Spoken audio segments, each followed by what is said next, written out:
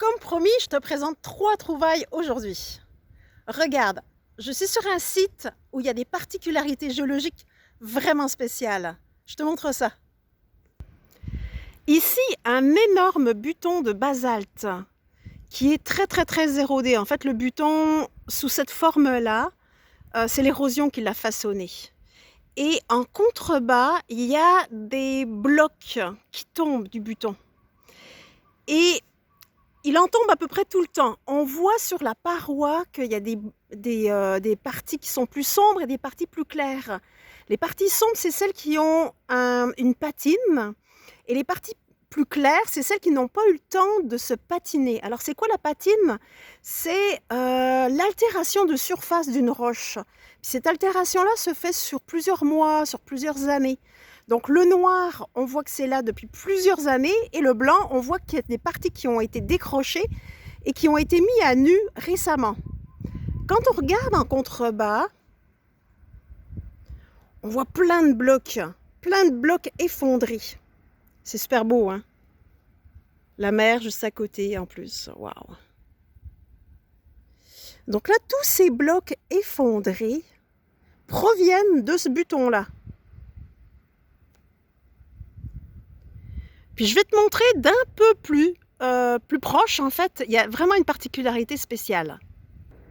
Ces roches sont pleines de cavités. Ces cavités-là, ce sont des cavités qui ont été formées par les gaz qui sont restés vraiment à l'intérieur de la roche. Et la roche, en cristallisant, a gardé la place, en fait, de ce gaz-là. Donc ça crée plein de cavités. Mais à l'intérieur d'une même roche, on voit que ici, il n'y a pas de cavité.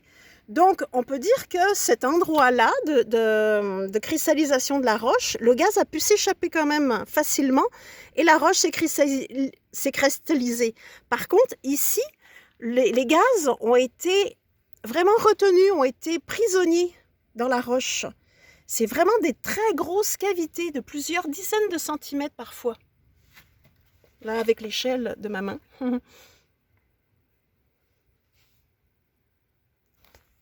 Celle-là aussi est assez particulière.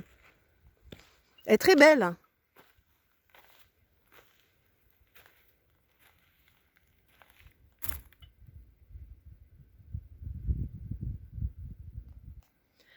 Ensuite, je voulais te montrer d'autres choses sur le même site. On va s'approcher de cette falaise.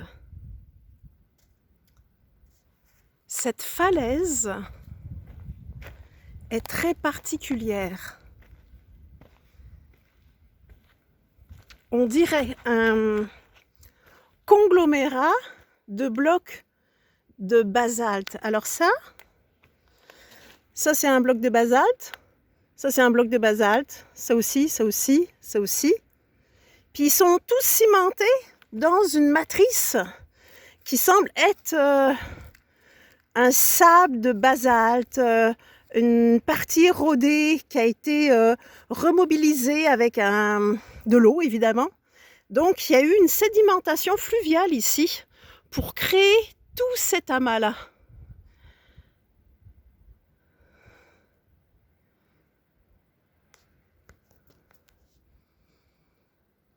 Donc, un conglomérat de blocs de basalte. Spécial, hein? Puis, on continue sur le même site.